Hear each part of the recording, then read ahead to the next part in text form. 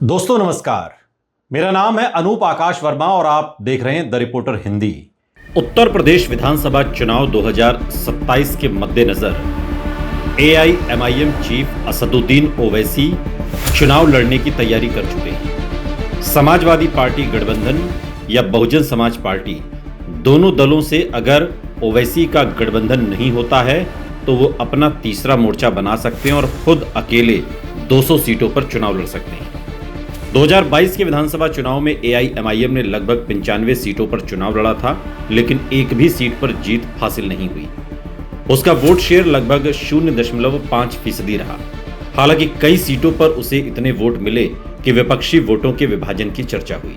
संभावित रूप से एआईएमआईएम जिन 200 सीटों पर फोकस कर सकती है वो मुख्यतः इन क्षेत्रों से आती है जो आज के इस वीडियो में हम आपको बताने वाले हैं। सबसे पहले बात पश्चिमी उत्तर प्रदेश की, लगभग 55 से 60 सीटें, जिनमें सहारनपुर, बेहट, नकुड़, देवबंद, गंगोह, कैराना, थाना भवन, शामली, बुढ़ाना, मीरापुर, खतौली, मुजफ्फरनगर, चरथावल, पुरकाजी, मेरठ शहर, मेरठ दक्षिण, किठौर, हस्तिनापुर, सिवाल खास, लोनी, मुरादनगर, धौलाना, हापुड़, गढ़मुक्तेश्वर, बुलंदशहर, सिकंदराबाद, खुर्जा, अनूप शहर, डिबाई, अलीगढ़ शहर, कोल, छर्रा, इगलास जैसी सीटें हैं जहां पर एआईएमआईएम चुनाव लड़ सकती है। इसके अलावा अगर हम रोहिलखंड की बात करें तो यहां 45 से 50 सीटें आती हैं, जिनमें रामपुर, स्वार, चमरौवा, बिलासपुर, मुरादाबाद नगर, कुंदरकी, ठाकुरद्वारा, कांठ, अमरोहा, धनौरा, हसनपुर, संभल, असमोली, चंदौसी, बरेली कैंट, भोजीपुरा, फरीदपुर, बहेड़ी, बदायूं, शेखोपुर, सहसवान, बिसौली और शाहजहांपुर क्षेत्र की कई सीटें हैं जहां पर एआईएमआईएम अपने कैंडिडेट उतार सकती है। अवध क्षेत्र की बात करें तो लखनऊ पश्चिम, लखनऊ मध्य, मोहनलालगंज, बाराबंकी, जैतपुर, दरियाबाद, रामनगर, रायबरेली शहर, सलोन, सुल्तानपुर, इसौली, प्रतापगढ़, कुंडा क्षेत्र के आसपास की कुछ सीटें, फतेहपुर और उन्नाव की कुछ सीटें ऐसी हैं जहां पर एआईएमआईएम अपने कैंडिडेट उतार सकती है।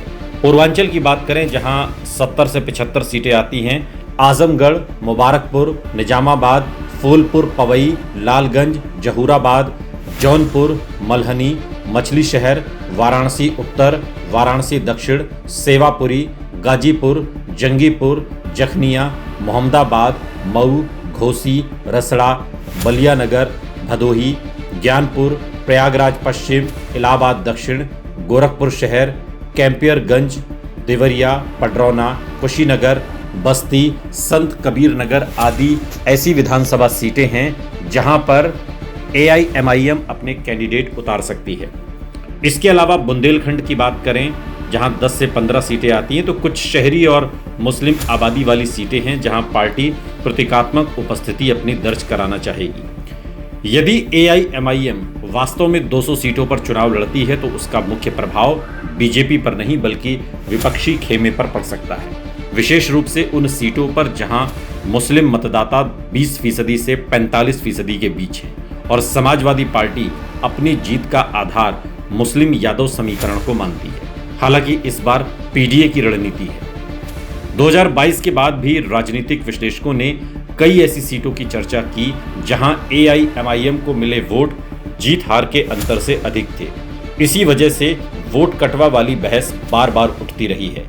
अब जोनवार संभावित प्रभाव वाली सीटों को समझिए जहां पर एआईएमआईएम अपना प्रभाव रखती है, यानी कि अच्छी खासी संख्या में वोट काट सकती है।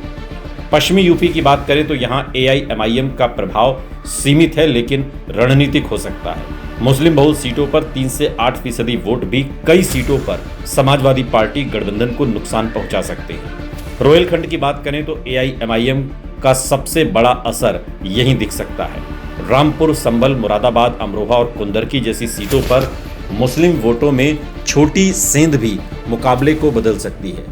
पूर्वांचल की बात करें तो आजमगढ़, मऊ, गाजीपुर, जौनपुर और वाराणसी मंडल में एआईएमआईएम अपनी सबसे आक्रामक रणनीति अपना सकती है। यहाँ मुस्लिम आबादी के साथ साथ पिछड़े वर्गों को जोड़ने की कोशिश भी हो सकती है। अवध की बात करें तो सीमित प्रभाव रहेगा, लेकिन लखनऊ, बाराबंकी और रायबरेली बेल्ट में पार्टी कुछ सीटों पर वोट शेयर बढ़ा सकती है। बुंदेलखंड की बात करें तो प्रभाव बहुत सीमित रहने की संभावना है। इससे सपा को क्या नुकसान होगा ये भी समझना बहुत जरूरी है।